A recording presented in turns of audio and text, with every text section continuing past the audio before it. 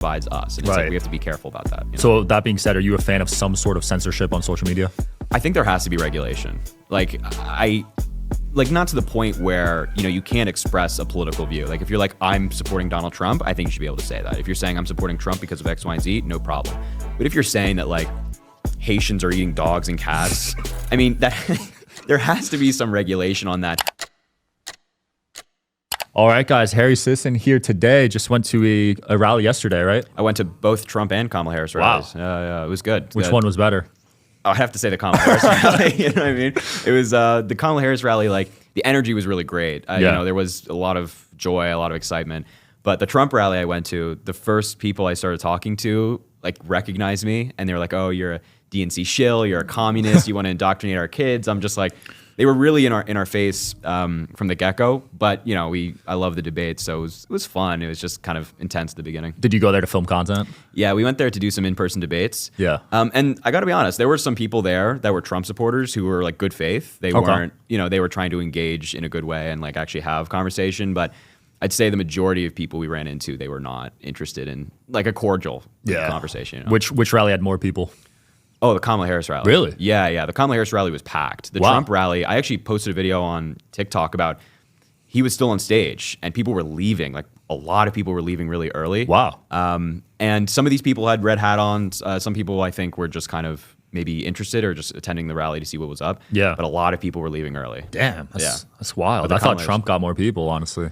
Yeah, I don't know the specific numbers when it comes to venue sizes that they were at. Just from my eye, which is obviously not like a reliable kind of indicator, but from my eye, it seemed like Kamala Harris had more Did you see LeBron's video yesterday? I did. What did you think about it? I thought it was great. I'm glad that, you know, a lot of these celebrities, these people with huge platforms are coming out and endorsing Kamala Harris. I mean, obviously, I think that's the right move for the country. So I'm glad that people like Taylor Swift or LeBron James and whatnot are coming out. She's gotten some big ones lately.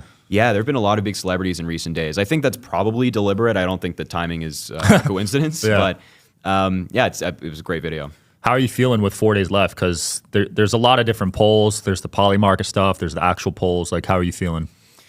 I think it's a true toss-up. I mean, you know, there's a lot of, I'd say, people on both sides who are like, oh, my candidate's definitely going to win, or, you know, whatever. Or it's like decided practically. I totally disagree. I think that I would say it's 50-50. Coin flip. It's going to come down to turnout.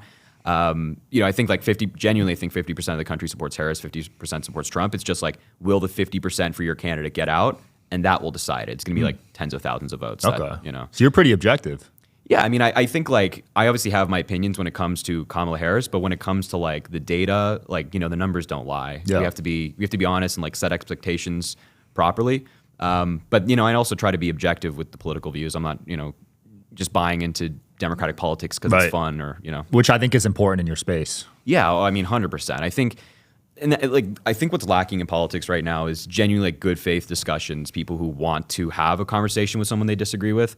You get a lot of screaming, you get a lot of name calling, and I'm not innocent in that, you know what I mean? But you know, I've had my fair share of those. It's human nature. It's human nature, right? But I think we have to get back to like sticking to the facts and focusing on information we know to be true, as opposed to like what we want to be true, which I think, and I think this is almost objective, which I think the Trump supporting side suffers from more now, you know, with what happened in 2020, denying the election results, and, you know, Trump's just lies about virtually every single topic. It's incredibly concerning how a lot of Trump supporters just kind of buy into it automatically. And like one of my goals is trying to be like pull these people out and be like, hey, you can be more conservative. That's okay. Like we at least have a factual conversation, you know? Yeah. The election results is definitely a big one. And he seems to be very serious about this upcoming election. He's now accusing Pennsylvania of cheating, right? Did you see that? Yes, I did see. And it's already been debunked. Like a lot of this, a lot of this stuff has been debunked. There was a video alleging to show a person from Haiti illegally voting with like multiple ballots.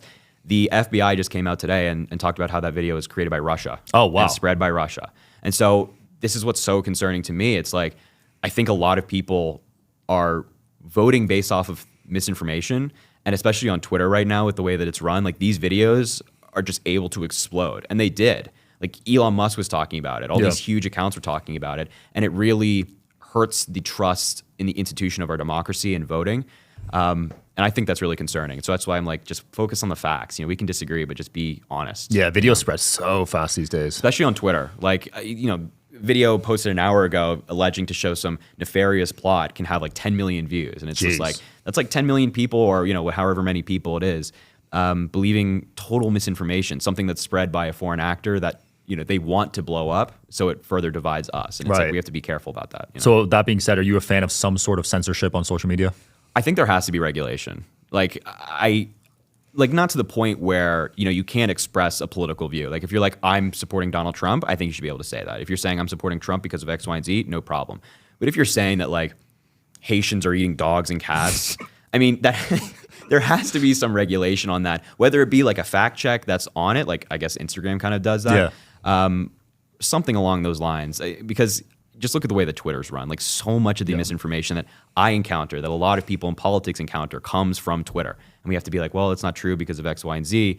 So I'm a huge proponent of free speech. I think everybody should be able to say what you want. But, social media is just a different beast. Yeah. To be fair to Twitter, don't they have a fact-checking thing on the bottom? They do. They have community notes. I think that community notes is a really flawed system as it stands. I would love to see it get better.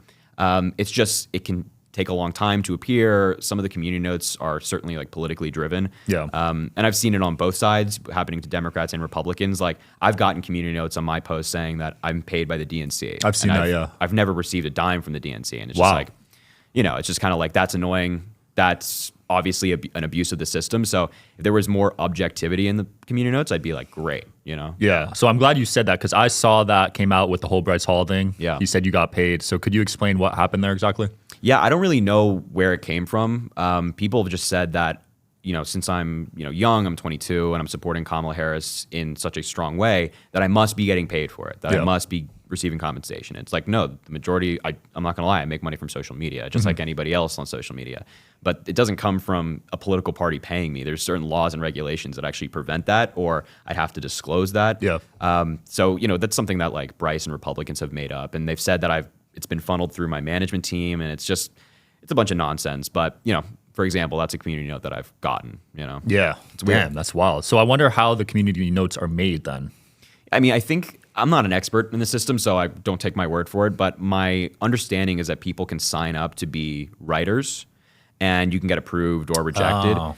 And so I think that's how it works, but I'm not 100% sure. And I have some people who do that I know that I'm like decently friends with that write community notes, but again, not an expert. Yeah, so it sounds similar to Wikipedia then, where there's like a seniority level. Yes, 100%. That makes sense. 100%. Were you one of the first people that did those TikTok live debates? Because those are viral now, right? Yeah, so I mean, I wouldn't say I was the first. Like I've some friends of mine, Parker and Dean, who have really been doing the live streams for longer, but I've been doing them for like, I'd say 8 months now. Yeah. And they're fun. Those are wild to me because I'll pull on any hour and it'll be 10,000 people. It'll be either midnight or like 10 a.m. and it's just like packed. Yeah, I mean, I think that, those debates are really important. I think I described it in a recent interview I did for a newspaper as like the new version of door knocking, right? If you're on the ground, which on the ground work still is crucial.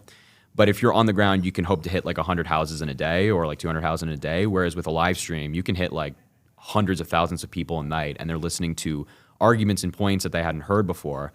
So these live streams have been really great in like spreading the word. And I have to say, I think that the Democrats or left-leaning people have really utilized them better than Republicans, which obviously I'm very happy about. 100%, especially on TikTok. Yeah. I think like the Republican social media game still is just not that great. Yeah, I would say on Twitter, they're pretty prevalent. Oh, yeah, Twitter. But in terms of debates, Jubilee has taken over the debate game lately. They've been great. Yeah, Jubilee and like the 20v1s that they do, like one Democrat. I just saw the Destiny one. Yeah, Destiny. I was actually really impressed with Destiny on that one. He's a fantastic debater. I mean, I've had disagreements with Destiny, but like when it comes to the knowledge, the way to articulate his arguments, he's one of the best in the game. He's up there. What were your disagreements with him about? I mean, I think he's said some things in the past, I'd say like some slurs, maybe I describe it as, that I wouldn't say.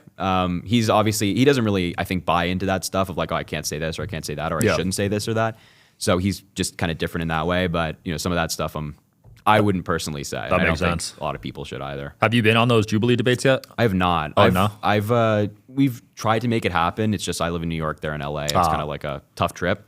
But I would love to. I want to do one of the 20v1s. I'd love to see you on a 1-on-20. I want to do one of the 20v1s. You know, Would you want to be the 1 or the 20? The 1. Oh, I want to take all the people on in the debates. I think that'd be really fun. Did you debate growing up? I actually was never part of a debate team, or I never did Model UN or anything like that. My father used to be a lawyer, so we would debate a lot. And I would debate a lot with like friends and family. So I kind of grew up in my own way debating, never through like a program or anything. That makes sense. So, but I've been doing. I really like debate. I really like arguing people. I thought you held your own on Steiny's debate. Thank you. I appreciate it. Yeah, it was kind of a 2v1 a little bit, but with Steiny it was fun. It was great. And it was fun. Yeah, I like the debates. And that was I forget her name. I forget Emily Austin. Yeah, she was nice, and I also think she was good faith. I don't think she's got experience going on Piers Morgan, which you've been on as well. I have been on those debates on Piers get wild. Yeah, I mean, I have disagreements with Piers as well, but he really does bring like a diverse group of people together. It's just always such interesting collaborations on Piers. Yeah. They have like former presidential candidates. Former Sarah Palin was just on the other day with Destiny. I saw that, which was fascinating. So they bring together some cool people. Yeah. Since you're in New York, were you at the Trump rally at MSG? I was not. I deliberately stayed away. I was like, gotta stay away from that. But it looked huge. It was packed. It was packed. I've heard that the numbers were really big there. But I just saw a memo from the Harris campaign today that their data is showing that undecided voters are now breaking for them by double digits because of Trump's MSG rally. Damn, because of Tony's talk? Mm-hmm. Holy crap. What Tony said, what other people said, like, I think he also made a joke about, like, people of color eating watermelons, like, just the most racist kind of garbage stuff you've ever heard. And that has really swayed people. They're like, this is, in my view, what a second Trump administration would bring. Yeah. And I think a lot of people are seeing that as well. And the data is actually showing that as well, which is... Yeah, I'll say just being objective about it, having a comedian as an opening act is risky. Yeah. Like, that's, especially this late in the game, like a week before. Yeah, and the thing about it is, like, there's no ability for people I disagree with to say, oh, he has free reign. He just made this joke by himself. It's not representative of Trump or anything. Yeah. The Trump campaign, like, reviewed his speech and approved it. They were perfectly okay. Oh, really? So they have to review all the opening act speeches? Oh, yeah. All the speeches are approved. I didn't know that. Yeah, 100%. Because they want to avoid something like we see right now. And they just totally dropped the ball when it came to the Puerto Rico's garbage comment, the watermelon comments, the comments that about Hillary Clinton and Kamala Harris. Those have all been in the media. But, like, they approved those things. They said, yeah, call Puerto Rico garbage. That's fine by us. And I think that's, wrong. Wow. Yeah. I did not know that about Rallies. So they have to approve all those. Oh, yeah. All of this stuff is approved. There's nothing that Trump, or I'd say Harris, does that isn't, like, reviewed line by line. Wow. They're very particular. And their things are written out for them, right? Yeah, they have speechwriters. They have yeah. speechwriters. So, like, Trump is never, writing his own speeches. He has somebody that's doing it for him. Right. For Oh, sure. really? 100%. Okay. I mean, he goes off the teleprompter a lot, and then I think that always ends very badly for him because he'll talk about Hannibal Lecter, he'll talk about boat sinking and things like that with batteries. It's all nonsense. But that's, like, I think important for people to see because that's who Trump is. Like, a lot of people who have worked around him are saying, like, yeah, this guy's incompetent. He has no idea what he's doing. He has no understanding of U.S. history. And so when he goes off teleprompter, like, that's who would be getting for 4 more years. And I don't think anybody, in my view, would want that. He is 78. I just saw Pac-Man drop the video that there is signs of mental decline. Yeah. And actually proof of it. So I thought that was interesting. Yeah, I mean, also, not a doctor, not an expert in this stuff. But, when you compare the Trump of now versus the Trump of, like, 8 years ago, it is different. And that doesn't mean that he's suffering from dementia or, like, some form of mental decline. But he has gotten, like, more unhinged, more unstable, in my view. And you can really see it in his rhetoric. Like, why is he talking about Hannibal Lecter? Why is he doing that? Like, what does that mean? Why are you doing that? It's just very strange to me. Yeah. Have you ever talked to him? Oh, my God, no. He's never tweeted at you or anything? Not to my knowledge. No, he just went at Mark Cuban. They have a feud. They've had a feud going on for a long time. Yeah. What did you think of that whole debacle, I guess? Yeah, I mean, I don't know. I think that Trump sometimes projects his insecurities onto people he knows are, like, better than him. So, like, I think he's incredibly jealous of Obama. He's really? Like a 2-term president, admired by, I'd say, the majority of the country in terms of, like, the numbers, a Nobel Prize winner, really accomplished man, Harvard-educated lawyer. And Trump is really none of those things. So I think he like does that to Obama. I think he does it with Mark Cuban as well, because Mark Cuban is also like liked. He's really successful and all this stuff. And he's got $6 billion. Yeah, right, exactly. Got a lot of money. He's got a lot of money, and not saying that Trump doesn't either. Of course, he has a lot of money, but you got to meet Obama, right? I did get to meet I saw Obama. a video with you and him. He is like fantastic. Really? You know, he's so smart, so so kind. And I think like fundamentally a really good person. And I think he got involved in politics for all the right reasons. And I'd say that about like, you know, Joe Biden and Kamala Harris. These are people who dedicated their life to public service. Kamala Harris was district attorney of San Francisco, then attorney general in California, senator, vice president. Like she spent her life fighting for people. Yeah. Whereas I think Trump got involved in politics for all the wrong reasons, right? This is somebody who had a silver spoon in his mouth growing up. He's a wealthy billionaire. And ran for president in 2016, I think unexpectedly won, and then, of course, ran for re-election in 2020, lost. And now I think he's running to keep himself out of prison, personally. Wow. Yeah, because he's facing over 700 years. Holy crap. So, oh, yeah, if he's convicted, I mean, that's incredibly unlikely, but if he's convicted of all the crimes alleged against him, and he gets the maximum for all of them, he'd be spending over 700 years. Were those the 34 felony counts? It's those and the other indictments that are pending. Oh, there's pending. There's Oh, more. yeah. He has two... he has one in Georgia for trying to overturn the election there. He has one in D.C. for January 6th and trying to overturn the election nationally. And then one is still going on in Florida. It's currently dismissed, but the 11th Circuit, which is the court that kind of covers that area, is going to reinstate it almost certainly. What was that one about in the one in Florida? That was the classified documents. Oh, classified. Damn. Yeah. So Trump, So Trump, after he left office, he took classified documents from the White House. He knowingly did it. And I saw this, the raid at Mar-a-Lago, right? yeah, so that's what they were looking for. Like he had the nuclear secrets of foreign countries. What? Yeah, and a lot of these documents had information on human assets in other countries, meaning like U.S. spies, and that's really dangerous. These people, if their names get revealed, they could be killed. Right? These are people who are in Russia, Iran, China, and he had these documents just kind of lying around.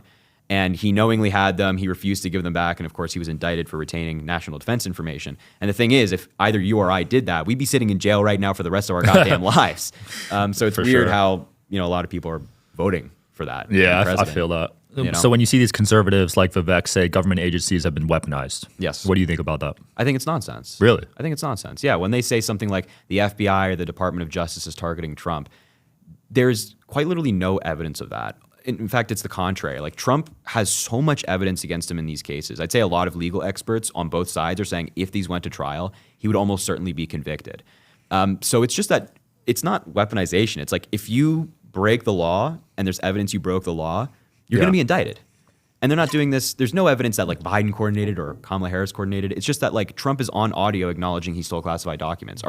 Is the Vivek's argument that we should just ignore that and not indict him and not hold him accountable legally?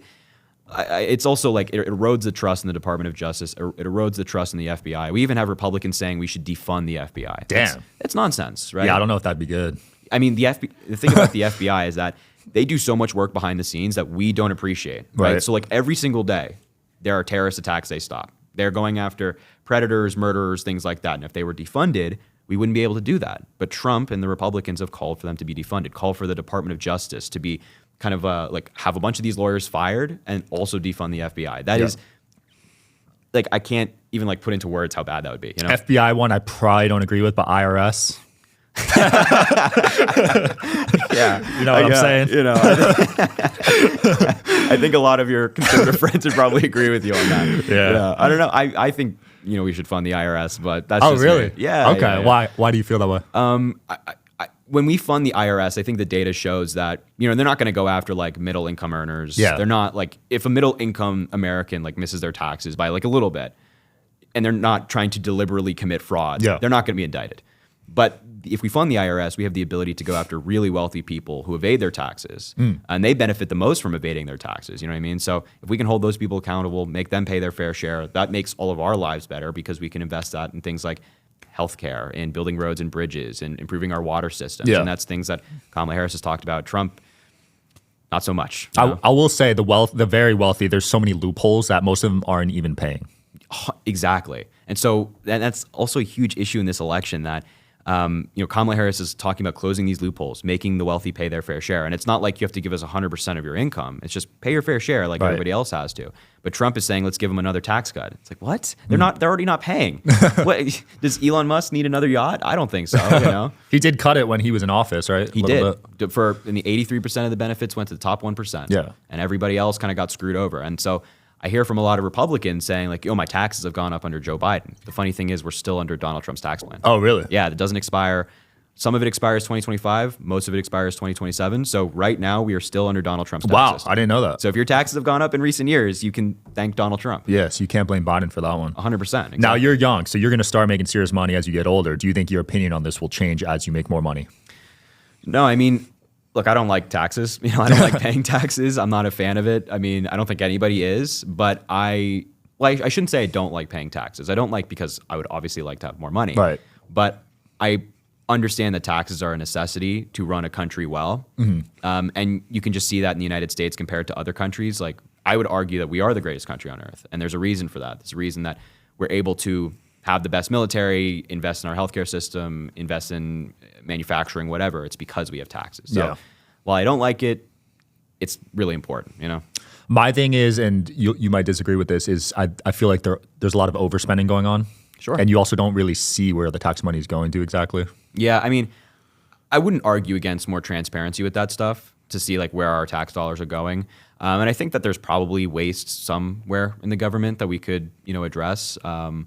But maybe, I wouldn't be opposed to what you just kind of talked about, like more transparency. So when you see Elon step in and want to fix that, what do you think about that? Well, I think that Elon being in charge of a government agency would be really terrible. He was talking about cutting the I think it was spending by $3 trillion a year.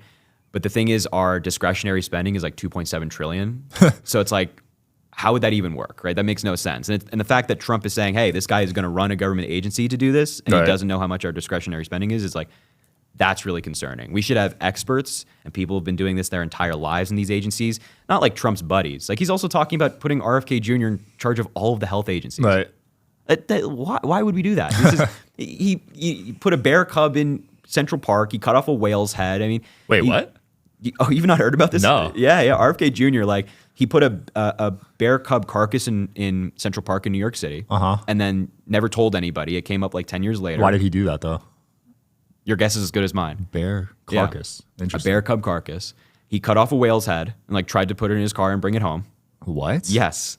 Yeah, I never heard about this. It's so strange. And one of my main criticisms of RFK Jr., aside from like the vaccine stuff that he talks about, is he was asked about like sexual assault allegations against him, and his response was, "I'm no church boy." What does that mean? Why would that be your response? Does that mean that you've done something wrong?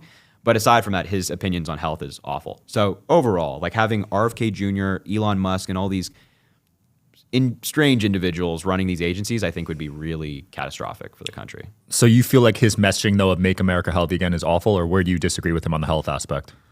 I mean, the whole like, I never really like his messaging of make America X, Y, or Z again. I don't like referencing the past as like a version of prosperity. Okay. I think we should be looking more forward, not again. I just don't really agree with the phrase, but I have no problem with like making America more healthy, like encouraging like healthy eating, exercising. But when it comes to like criticizing things like vaccines or just general healthcare, I think that's insane. We have so much data that suggests that these things work. There's a reason why you don't see anybody with an iron lung anymore because we have a polio vaccine, right? So RFK Jr. criticizing that and COVID generally, it's just crazy. So you're pro-vaccine because now kids are getting 74 ages 0 to 18. What was that? 74 vaccines. Oh, yeah. I'm definitely pro-vaccine. So you like all of those, all 74? Yeah, I mean, unless there's like a specific one you can point to that has data to suggest it's not. Yeah. I'm in favor. I mean, these are all like tried and tested and investigated by people who are, again, virologists. They're experts in these fields. They're not just being like, oh, let's just give the kids vaccines because it's fun. It's like, no, these are really necessary. Well, they've done studies on them individually and none of them have issues. I think the problem is when you give 5 in one day and then there's heavy metals in them. You know what I mean? I mean, is there data to suggest that that's a problem? I wouldn't know of any studies yet. I don't know either. Yeah, I don't know. I mean, I don't think that there's any problem with that. I mean, people underestimate how strong the human body is and like how strong our immune system is. And you can have two viruses at once and have your body fight both of those. Really? Yeah, 100%. Oh, wow. That's why we have that's what the purpose of a vaccine is, like producing the antibodies to fight it. And of course, again, no virologist here, so not an expert, but that's my understanding at least. So Trump announced, I think yesterday, that he wants to get rid of big pharma, or it might have been RFK, big pharma advertising on television. Did you see that? I did not actually see that, no. Okay, so basically there's only 2 countries in the world that allow big pharma to advertise on commercials. It's the United States and New Zealand. Wow. So what do you think about them trying to remove them from advertising?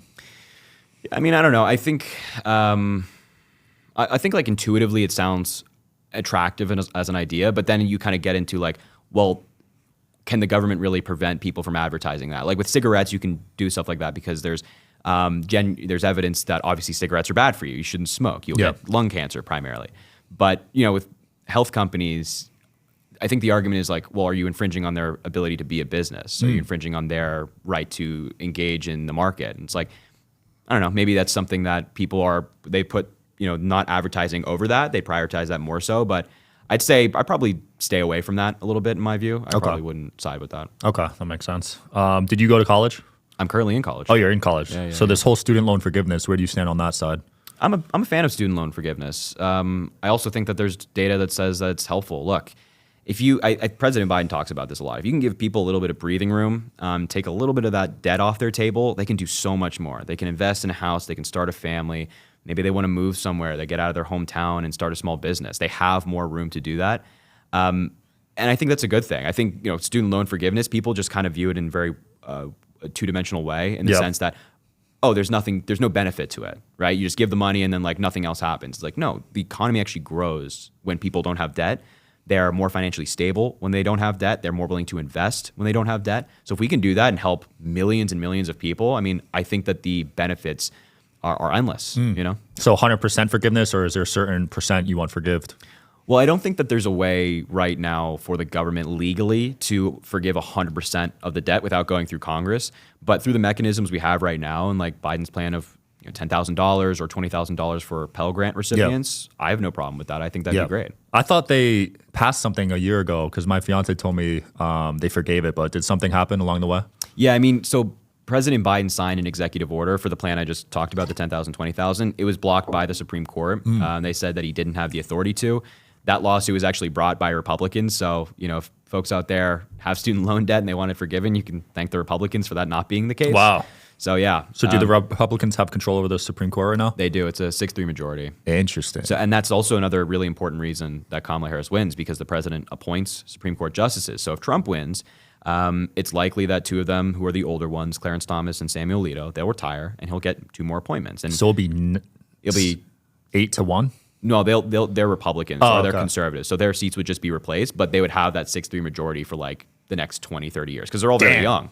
Yeah. 20, 30 years. So if you don't this Supreme Court has overturned things like Roe v. Wade, taken reproductive rights away from women, at least on a federal protection level.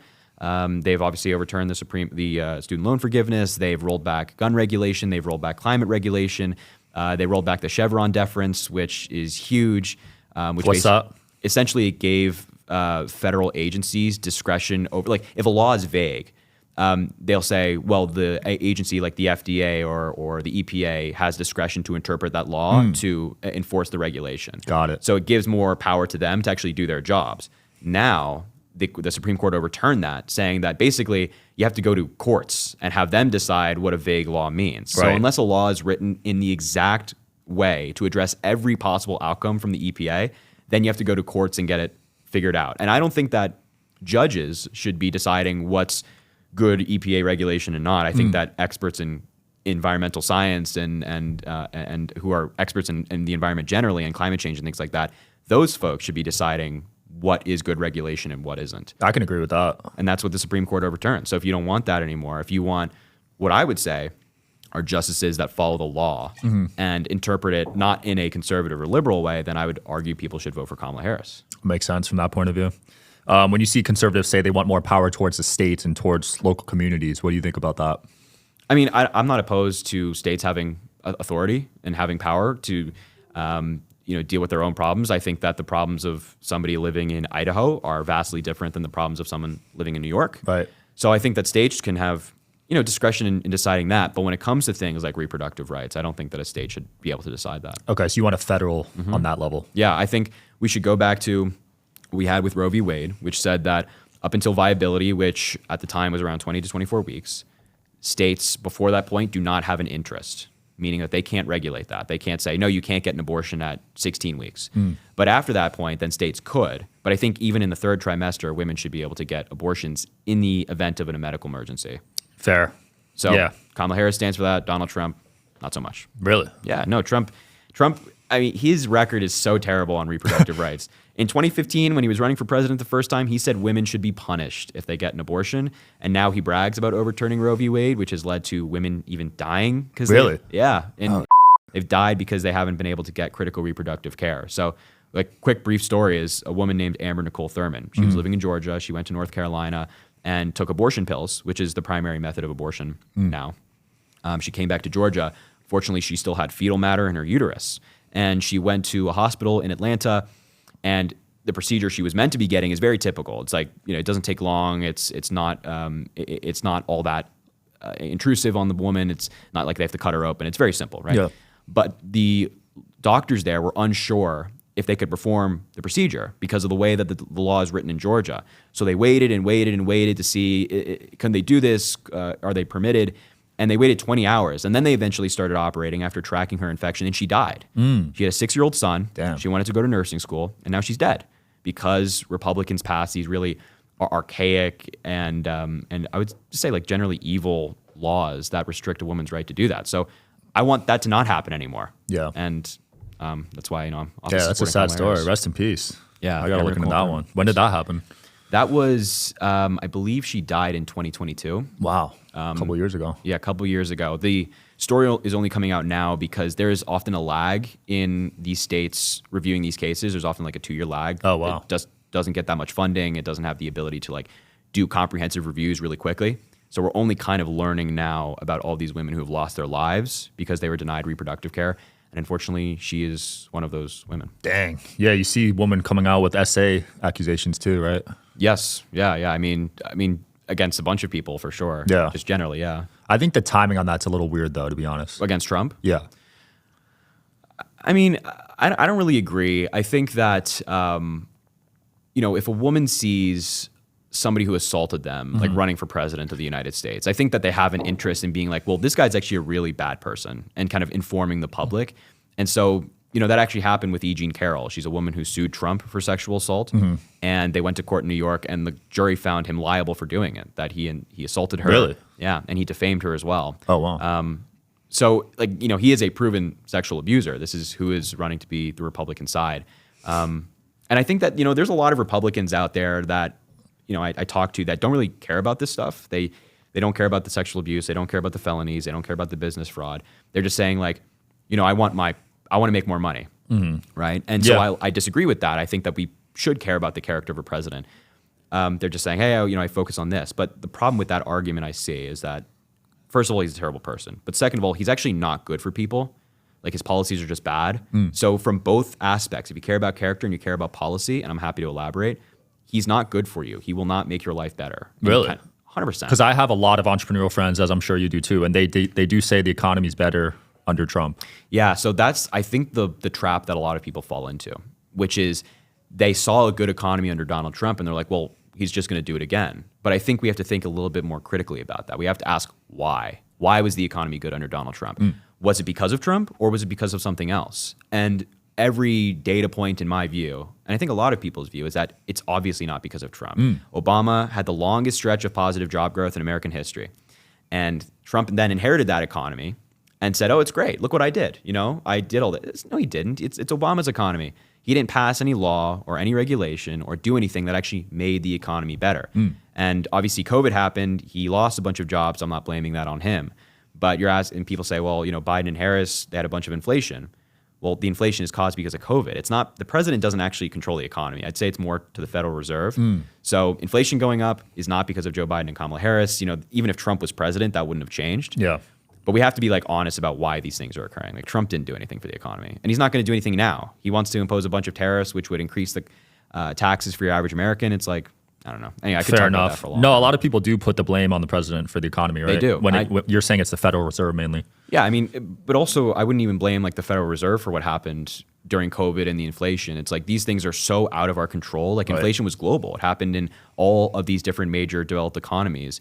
You know, it's not a coincidence that Great Britain, France, and Germany and Japan had their inflation rates spike at the same time. It's because we were all suffering from a global pandemic that shut down people's economies. So it's not because of Biden. It's not because of Harris.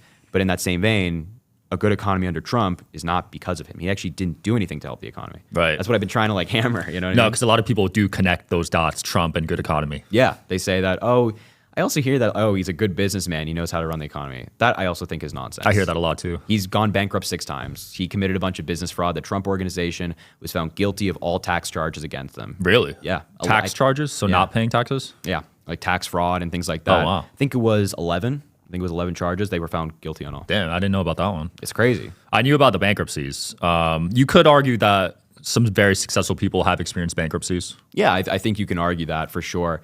But I think that like Trump's business failures in particular are not just like, somebody, they learned from this and they became a better entrepreneur. It's like Trump was always wealthy because he inherited a bunch of money from his parents. Yeah. He didn't really like do all of that. And I would argue that he made a lot of his wealth through fraud. I mean, that's what the court in New York found. That he had access to a lot of different opportunities that you or I would not have access to because he committed fraud.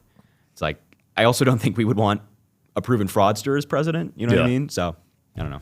Yeah, I'm surprised there's not a law against that you can't run as president if you're a fraud. Yeah, I mean, the Constitution's pretty open when it comes to running for president. You can run for president as a felon, as a sexual assaulter, as whatever. Yeah, there's no law. Murder? Murder. You can run for president if you've committed murder. Damn. Yeah. You think there should be an age limit on the upper end? I know minimum's 35, or is it 45? It's 35. 35. Do you think there should be one on the upper end? I don't. I think that the way that like medicine is evolving and like science is evolving, that it's not inconceivable that in like 30 years from now, your average life expectancy is significantly higher than it is now. And thus somebody that's 80 in 30 years from now might be perfectly fit to run the country and be as energetic as like today's 60. You know what I mean? Fair enough, yeah. I think that putting a cap on that might be unnecessary given how, society is evolving in the future could produce a different result. I started seeing people talk about that with Biden. I mean, I think that Biden's perfectly fit. I mean, really? Yeah, I've met him. When did you meet him? I met him in May of this year, so May of 2024. And you didn't see any issues? No, I actually interviewed him. How long was the interview? Like 5 or 6 minutes. I don't know if that's long enough to gauge a full cognitive ability. I mean, probably not. I was more with him like for 15. The interview was just a short amount of time. But I mean, I watch his speeches often. I've met him and he was great. He didn't have the questions beforehand or anything like that. He just answered off the dome. And he was great. He was comprehensive.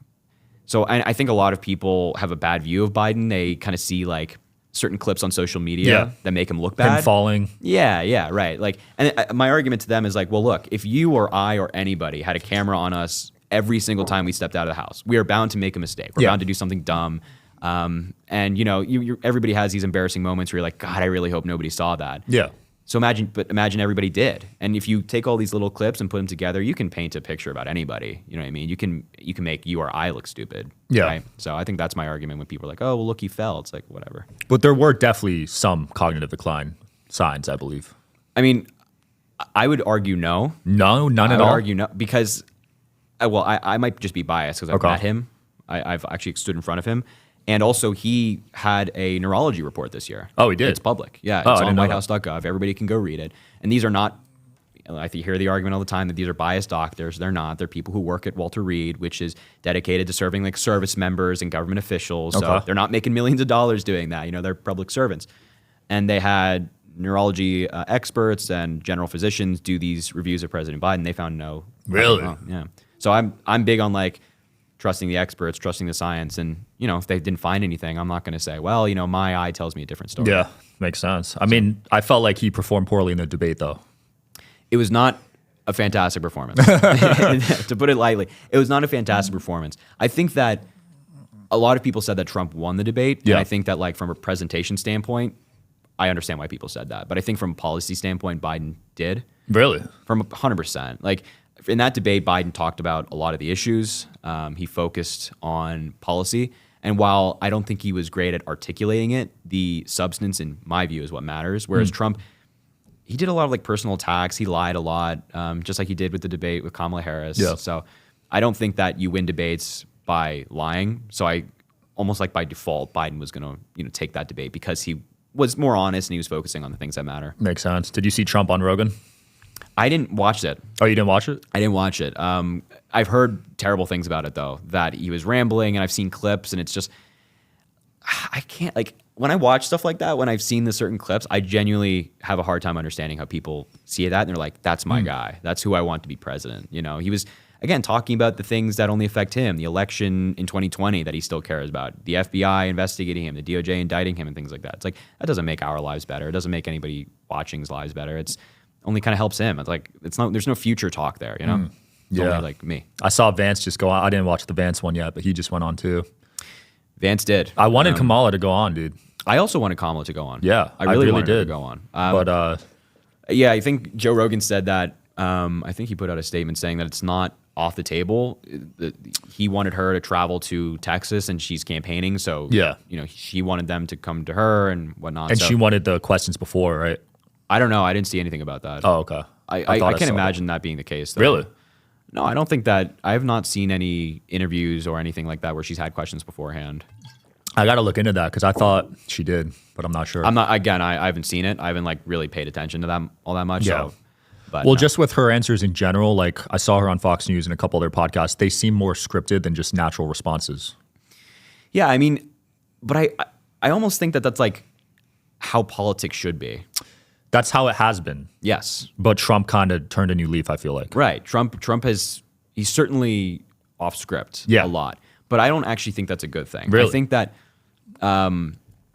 think that leaders should be prepared. They should know the points they want to hit on and hit on those points. Trump doesn't do any of that, right? He doesn't stick to the issues that he's talking about. He doesn't stick to the policy, and that leads him to go off script and sounding really stupid, in my view.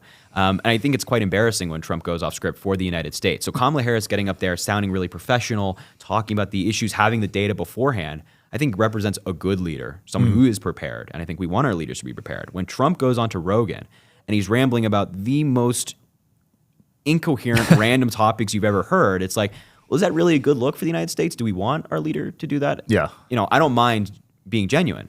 I'm not saying don't be genuine, but I'm saying if you're conducting an interview, you don't see the leaders in Europe talking about fictional movie characters like Trump does. That's a good point, actually. I could see that side. Yeah, I think people just want to see them more humanized. Yeah, and that's what I mean. Like, I don't mind being genuine. If Kamala Harris, I think, does a lot of genuine media appearances, and you kind of see it when she's talking to people after rallies or before rallies, and she's taking photos with people. Like, that's who she is. Yeah. But when she's like in the mode of campaigning, I do want Kamala Harris to be focused and prepared and talking about the issues that are affecting people. Trump just doesn't do that. I can see that. Have you met her yet? I have. So I met her at the White House in 2022. Nice. So it's on my bucket list to go there one day. So congrats. Oh, thank you, That's man. awesome. I appreciate that. It's a gorgeous building. It's just beautiful. But we were there. I was there for an event. It was the Inflation Reduction Act celebration. It was a bill that Biden signed into law. Yeah. And she worked the photo line, and I talked to her for like 2 or 3 minutes. That's the only time. So that was when she was VP, or she still is, but yeah. That's when she was like, not even. Nice. What was your elevator pitch to her? What'd you tell her? I think I honestly can't really remember the conversation. It just happened so quick. Yeah. But I think I talked about like content creation and stuff, and how that's what I do, and I think the work she's doing is really important, and how I was really appreciative of the administration. But I didn't want to take too much time. She had a lot of people to talk to, so I was kind of like, do your thing. You were probably one of the first liberal content creators I've ever seen. Were you really? Were you early on to that? Yeah, I started. So I'm 22 now. Yeah. I started when I was 17. Okay, so 5 years. Yeah, so 5 years. I started in like April of 2020. So COVID kind of hit. My school was shut down. I was still in high school at the time. Yeah. School shut down. All my internships shut down. So I pivoted to social media to try to still impact the election, and then I just kept doing it. Okay. And now we're here. So I've been doing it for like over 4 years. I'm close to 5 years now. And were you getting hate right away, or like when did the hate come in? Yeah, I mean, the hate was kind of immediate. People that disagree with me. Yeah. But I think the hate is elevated in recent years. Like, I've been swatted. Damn, you got swatted? I've got swatted 4 times. Holy crap. I got bomb threats to my university, to my house. Oh my God. Yeah. And so I'm not 100% sure how much I can talk about it, but like this is a point of investigation. So it's still kind of being sorry to hear into. that. That's terrible. It is what it is. It's part of the game now. I just have kind of accepted that. But like those are the extremes, right? Those are like the very rare extremes. But I'd say like, you know, I get hate and it doesn't really bother me. Like all the comments on social media don't ever get to you? No. They phased me when I was 17 and like young. And same. I used to crawl in my room and curl like, up. And like, how old were you when you started? Social media, around the same age, 18, 19. Yeah, so like you're still developing, you're still very young. A lot of, you know, and a bunch of people saying things at once that you don't know. It's like, that can be intimidating. But 100%. Because if you back Trump in 16, you got hate. Oh, yeah. Tons of hate. Yeah. And I'd say like it was kind of almost the same in 2020, I'd say, on both sides, because the country was just so divided. It is now as well. So, but, you know, when I was 17, I think the comments bothered me. But now I'm 22. I'm just like, they almost make me laugh. Thicker skin. Yeah, same. Yeah, I crack up now. Yeah, they're almost kind of funny. Like when I see these people, like in my Twitter replies especially, saying the most outrageous stuff, or like posting edits of me, like I show my friends, I'm like, dude, how crazy is this? No, it's hilarious. Yeah, I got a ton on the Pac-Man one. But honestly, I took some feedback. Yeah, I could have done better on that interview. What do you mean by that? Like, I wasn't as prepared as I should have been. I didn't know who Pac-Man was going into that interview. Oh, really? Yeah. So I could have taken a lot more time, done some proper research, and I did look pretty stupid on that interview. Were you like debating him or? It didn't. It was supposed to be an interview, but you know how his style is. Yeah, he's confrontational. Yeah, he's confrontational. So he would just outclass me in certain arguments. But shout out to Pac-Man. I like what he does. He's awesome. And like he's also like an inspiration of mine. You know, he's been doing it for a while, and I've been watching him for a while. So it's kind of cool that like I've talked to him and he follows me on TikTok and stuff. So you're up there, man. Are you live every day on TikTok? I try to be. So right now I'm in Vegas right now. Yeah. So I haven't been able to go live the past couple of days, but when I'm home and just like in my apartment, I try to go live and debate every day. Dude, I don't know if that happens after the election though, because but how do you not get burnt out? Like you're on there all day debating. I mean, I don't know. There are times, there are periods where I'm a little bit more like, I don't really want to do this than others. Yeah. But I think probably it's just the energy with the election being so close that's very motivating. So, after the election, maybe there'll be like a downturn where I'm like, maybe I'll just relax today. Yeah. But I can't wait till after I can finally chill. I know, I've been man. cranking these podcasts with political. I'm telling you, man, I feel the same way. And you're here in a swing state, so I can only imagine it's been nuts. Like. Dude, they're here every week, like either Trump or Kamala. Yeah. And they were, again, both here the same day yesterday. Yeah, so, that was crazy. Yeah. Like not that far away from each other as well. Oh, yeah? Where was her rally at? I don't, it was like the, some amphitheater. Okay. Some amphitheater, I can't remember the address, but his was in Henderson. Yeah. So it was like a 30-40 minute Uber that we took. That's not bad, man. Yeah, we'll see what happens next week. Big week. We're right now 4 days away as of filming, 4 days away. And it's gonna be huge, man. As you said, I'm excited for it to be over. But she really needs to win. Yeah, I hope she does. Will you be really upset if Trump wins? Yeah, I'd be really upset. It's not, and it's also not because I'm just a Democrat. Like I fundamentally believe that Kamala Harris winning is in my interest, in your interest, in everybody's interest. Yeah. It helps the country. She has actual policies. She has a vision. Whereas Trump, I really do think he's running to save himself. He hasn't really told us what he's going to do about housing or how he's really going to make the economy better. He hasn't responded to criticisms of his tariff policy. It's just like, that's going to be upsetting. But, I think it's important that whoever wins, the American people accept them as the winner. I have seen him want to lower energy bills. Have you seen that? Yeah, he's talked about wanting to lower energy, but he doesn't have like a plan to actually go about that. Like, he always says, I'm going to lower energy by drilling more gas or more oil, and it's like, well, how does that actually lower energy prices? Because gas prices are based on global markets. So we can be drilling a bunch of oil here in the United States. It doesn't mean that our gas prices are going to go lower, and that's exactly what we're seeing right now. We are right now drilling more oil than ever before in American history. We are drilling more oil than any country in the world. Really? Yeah, Biden is drilling more than Donald Trump. Wow. But as you'll notice, gas prices are not $1 a gallon. It's because they're based on global markets, and the president doesn't obviously control global markets. So Trump just saying, hey, I'm going to lower your gas prices when I get into office is great because he's just lying to people. He's saying this to try to win people's votes. And so if Trump wins, I hope people are prepared for the reality that That's just not going to happen. That's interesting to me. I thought the president could control gas prices. No, but you're saying it's a global thing. It's global. Wow. So everyone's high right now on gas, not just America? If you look at, and especially when gas prices peaked in the United States, again, with inflation, it was happening all over the world. Canada had higher gas prices than we did. Ireland, Great Britain, France, all these countries we're allied with, they all had very, very high gas prices, often higher than us. And so it's not, the president, and I always say to Trump supporters, I'm like, think about it this way. Just think about it logically. If Biden could control gas prices and there was just like a lever he could pull to do, why wouldn't he? That's true. And if that's the case, then why didn't Trump make gas prices $1 a gallon when he was president, right? Why not? Yeah. If they can do it, why not? It's because it just doesn't work that way. Yeah, people try to simplify the issue, right? Yeah, they try to say that, Biden can just lower inflation, just do X, Y, and Z, or he could just shut the border down, or just lower gas prices. It's like, unfortunately, well, I would argue fortunately, because we don't live in a dictatorship or have a king, the president can't control these things. Right.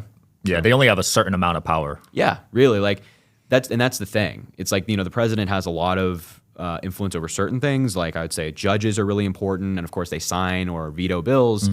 They're commander in chief when it comes to the military, but on these economic factors like inflation and gas prices, it's like, no, the president doesn't control that. Yeah. That'd be insane, right? If the president did that. That's interesting because I see that argument a lot with gas and grocery prices. Yeah, people are like, it's too high. I'm telling you, I don't know who else you have lined up for your podcast, but like, I would argue that if you have more conservatives coming in here, just ask them, what did Biden and Kamala do to raise gas prices or raise inflation? And if they say spending, well, Trump actually spent more over a 10-year period.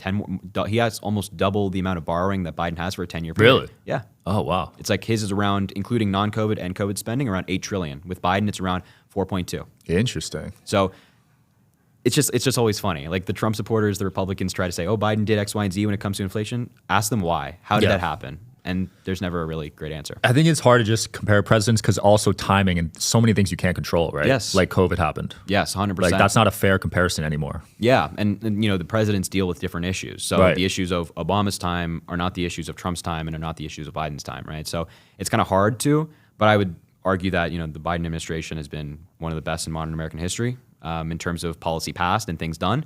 I'd argue that Trump's is one of the worst. But it is kind of hard to make those comparisons. Yeah, for sure. We do have to talk about the border though, because that seems to be the number one issue these days, right? Let's talk about the border. I'd love to. What would you like to discuss regarding So when you the border? see these crazy numbers, like 20 million people coming in, or like they're stationed around the world and they're getting paid to come in and they're getting phones and they're getting hotels, like what do you think about all that? Well, again, I think my response is similar to what it is with inflation and gas prices. They say, well, the numbers are so high under Biden and Kamala Harris. It's like, okay, but why? Why are the numbers high? Why are people coming to the border? And I would say that immigration has, or like, people coming to the border has absolutely nothing to do with what we do inside the country, right? Like, Biden legislating does not prevent people from coming to the border. They'll still come. It has everything to do with things happening outside of our country. And what happened in recent years that led to this, COVID and war happening in Southern American countries, or at least political division and instability. So Venezuela primarily has had a lot of folks coming over from there in recent years, including under Donald Trump. But the point is that high numbers of people coming to the border has not been because of Biden just opening the doors. It's been because COVID shut down a lot of these Southern American economies. Their economies didn't bounce back as fast as ours did. So they're seeking economic opportunity just like a lot of people. So that's why there was a mass influx, and especially with countries like Venezuela and countries like that, a lot of people have been coming from there. And the interesting thing is this trend is consistent all around the world. So France recently passed one of their most restrictive immigration bills that they've done in their history. Why? It's because they're experiencing the same thing that we did. Oh, wow. African countries did not bounce back. Middle Eastern countries did not bounce back in the way that we did. So these folks are coming up seeking economic opportunity. That's how you know that it's not just an American problem. Oh, that's good to know because people don't talk about that. No, if you look at the trends in Asia, in Europe, in North America, it's the same. Canada last year took in the most amount of immigrants they've ever taken. Really? Yeah. Wow. It's not just the United States. So that's number one. But number two, when it comes to people coming in, the majority of people that come to the border are rejected. The numbers you see are apprehensions or encounters, which just means that somebody was physically encountered. It doesn't mean they were let in. It would just mean that they were interacted with by Border Patrol. So the majority of these people are rejected. And you see like there have been 10 million encounters. So if the majority have been rejected, that's at least over 5 million people who have not come in. And then also, encounters can happen twice. So if you encounter the same person twice, that counts for 2 encounters. Got it. So, people saying there have been 20 million people come in, absolutely not true. But on the issues that you mentioned, like hotels and phones and things like that, the hotels are mostly state policy. So like New York City, for example, they've been housing migrants in hotels. That's New York City specific. That's not federal. And you live there. So how do you feel about that? I mean, I think that's the right thing to do because also I have to just quickly preface that these are legal immigrants.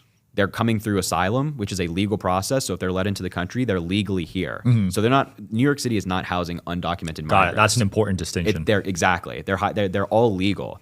So these folks, they're in hotels. If they've been given phones, they're legal. And those phones are not like you can go play like, I don't know, Candy Crush on your phone, right? They're mostly for tracking your court date. So they're like, imagine your phone, but it has one app. Okay. You can't do anything else.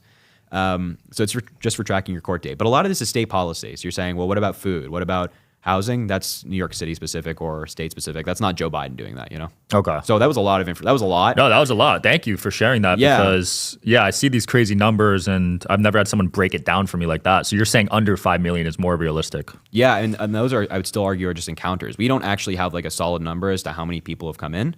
But there's also another side to this argument that while there has been a lot of strain on the system with so many people coming to the border and a lot of people being granted temporary asylum, it's also been really good for the economy. Fun fact.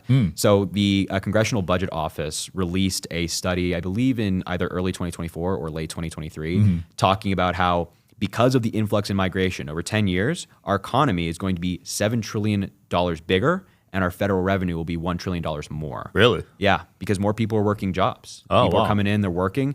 And it's also important to note that America's workforce, the native-born American citizens right now can actually not keep up. Older people are retiring faster than younger people are getting involved in the workforce. So these migrants coming in and filling a lot of these jobs has kept the American economy afloat. And Trump's proposal to just deport everybody would dramatically hurt our GDP, dramatically hurt our federal revenue, decrease the size of our economy, and also we'd be spending like hundreds of billions of dollars, maybe trillions of dollars to deport people. It's like, right, it'd be expensive. But he wants to deport the illegal ones, right? Well, yeah, there's currently, I think, 11 million undocumented migrants in the country. Okay. But also, again, a lot of these people are working jobs. A lot of these people, the majority of people in the country who are undocumented are folks that just overstayed their visas or overstayed their green cards. They didn't come in through the border and like sneak in or anything like that. They're folks who were here once legally. Their green cards have expired.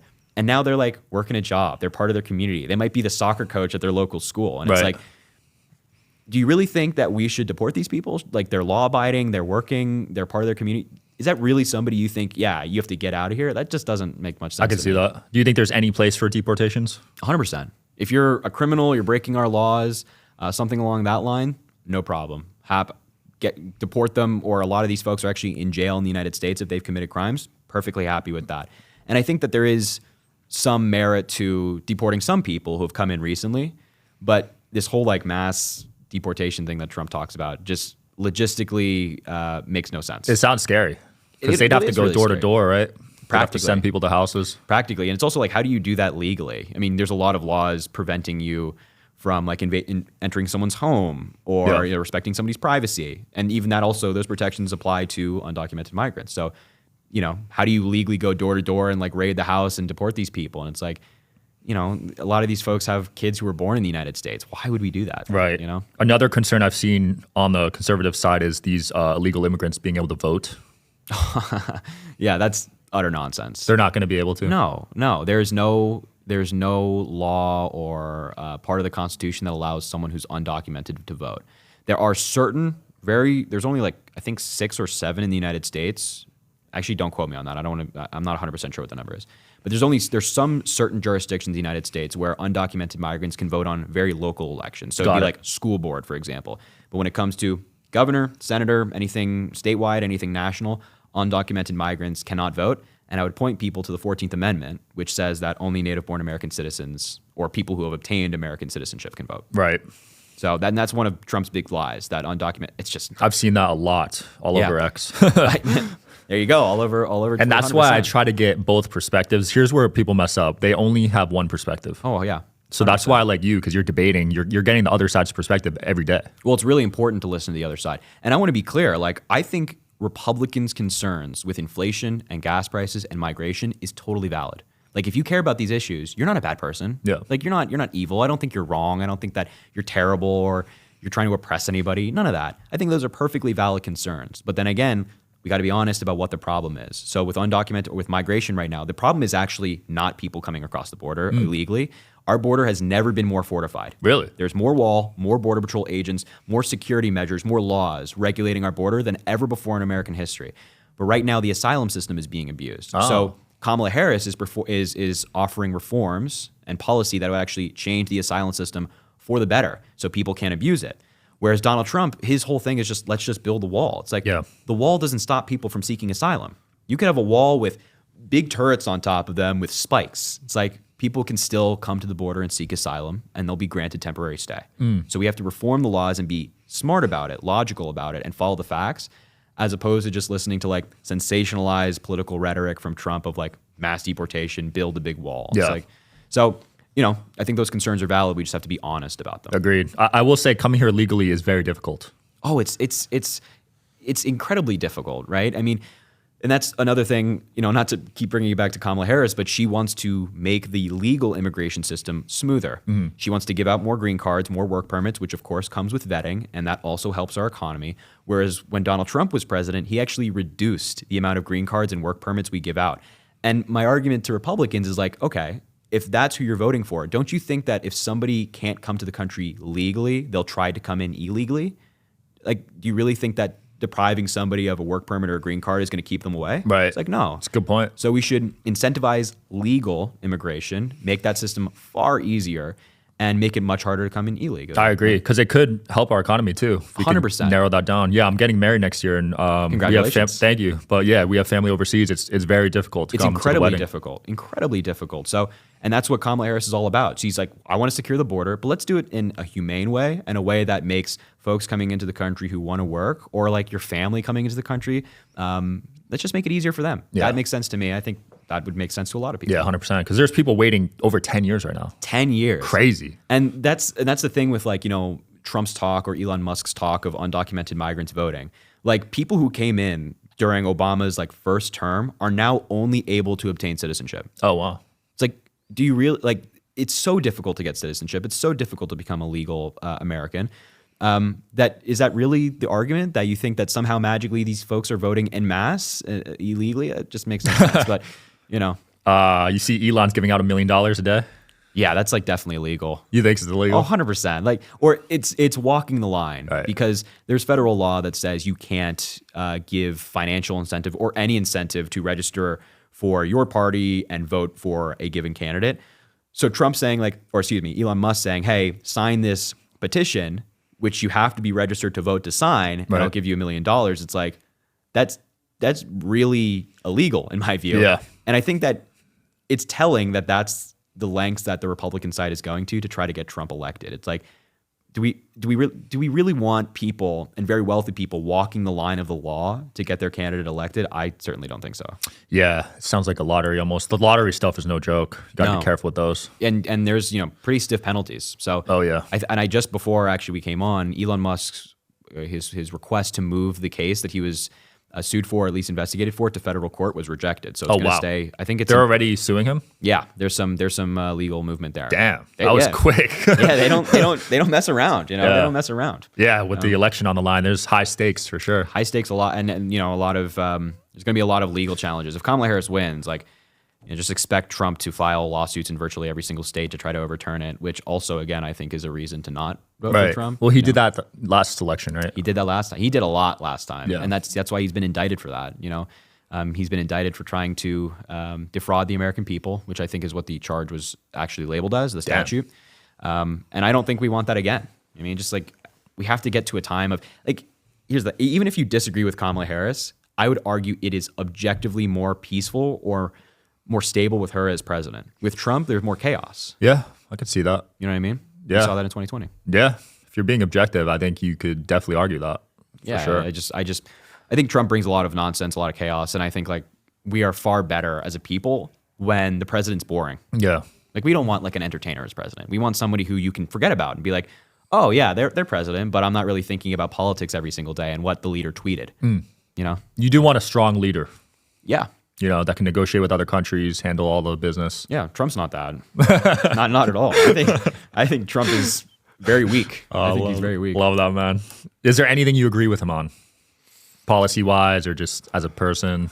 Damn, you're struggling. Yeah, I mean, definitely not as a person, but there were some things he did as president that I thought were good. There was the law of the First Step Act was passed. Some criminal justice reform. Okay, no problem. He also had Operation Warp Speed, which was the development of the COVID vaccine. No problem with that.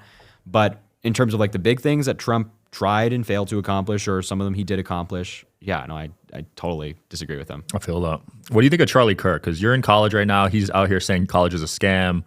You know, how do you feel about that as someone that's actively in college right now? About that specific statement? I guess that, and we can move on to others, yeah. Yeah, I don't know how you can make that argument when the data is really clear. Like, there's no problem with somebody not going to college. Like, if you want to go be an engineer or a plumber, like, those are noble jobs, right? Yeah. And any job you work in the United States, if you're working at McDonald's or you're a garbage man or whoever you are, there's pride in that work, right? So you don't have to go to college to hold a good job and be a productive member of society. But the data is pretty clear that if you go to college and the more education you obtain, you're more financially stable, you have more access to opportunity and things like that.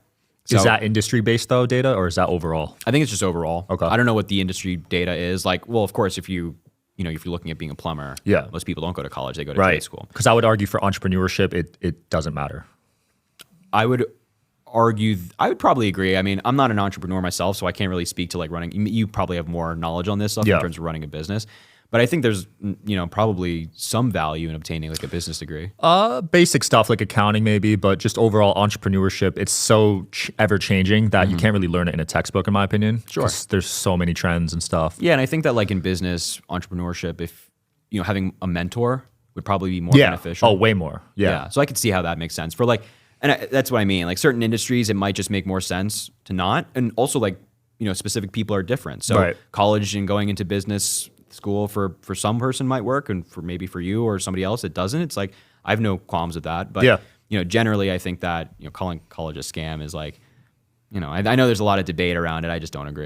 I think certain professions it's no longer needed. I could see that point of view, but college overall as a scam, that's a tough. Yeah, because you got doctors, you got lawyers. I mean, it's a tough thing to say. Yeah, right. I exactly, and like you learn a lot in college, and I think that.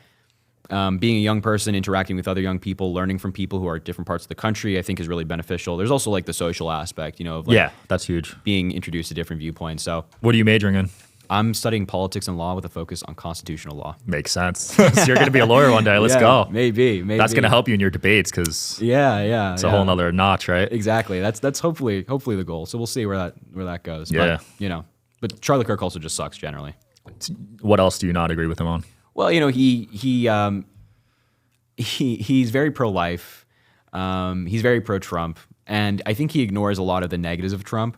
Like, he always tries to pull it back to, like, can you define a woman and how many genders are there? And Classic. It's like, who the hell cares? Like, I just don't care. If somebody wants to be whatever they want, I couldn't care less. We're past that argument. I feel like that was like, That was like 2020. You know what I mean? Like, people cared about that in 2020. But if somebody wants to identify as a different gender, I'm going to be like, okay. Like, I couldn't care less what you do. If you're happy, fine by me. Yeah. But Charlie Kirk is still going out there saying, well, what's a woman? It's like, it gets views, so I could see why he's doing it. Yeah. There's an incentive for views, 100%. Yeah. But, just from that. And he also like ignores the Trump legal cases. He ignores all that stuff. He ignores Trump trying to overturn the election, which I think is wrong if you want to be good faith. You kind of have to engage with the pros and the cons. Yeah. Well, I think he's so tied in that if he just speaks negatively about it, it's a bad look. Well, that's also the case. I think like he's very much embedded in the Republican Party, just like folks like Ben Shapiro are. Yeah. That, if they criticize Trump, that'll be its own headline. Right. If they say like, oh, actually Trump's tariff policy is bad, Charlie Kirk is going to get slammed. And I'm sure he has friends in the Republican Party and on the Trump campaign who would have something to say about it. So yeah. What do you think of the Ben Shapiro 1 on 25? I actually didn't watch it. Oh, you didn't watch it? No, I didn't watch it. So I can't really comment on it. But I think Ben Shapiro kind of falls into the same category as Charlie Kirk. Charlie did one too. Did he really? Yeah. Your buddy Dean was on there. I think that might be how Dean blew up. Oh, actually, I did watch the Charlie Kirk one. Yeah. I didn't watch the Ben Shapiro one. That's where Dean really started taking off. Yeah. So that's where, and I saw his Charlie Kirk's debate with Parker, who's a friend of mine. Parker too, yeah. Parker, he saw his, and I saw Dean's part of it. I didn't watch the entirety thing, but I saw some clips. Yeah. No, Parker and Dean really crushed on that, man. Yeah, they're really great debaters. I was impressed because they're young. Yeah, I think Parker is. I think he's 22. I think he's my age, and I think Dean's 20 or 21. Crazy. Yeah, like they're going at it young, man. Yeah, we're shout out young. to you guys. You three are like the face of the party now. I appreciate that. Yeah, for real. That, Can't wait to see what you guys do in the future. But where can people find you and keep up with you, man? Yeah, I'm on everything. I'm on Twitter, Instagram, TikTok, YouTube, Snapchat, all under the username Harry J. Sisson. So yeah, everywhere. Boom. We'll link below. Thanks for coming on, man. Thanks, man. Thanks for having me. Thanks for watching, guys. Check out the links below. See you next time.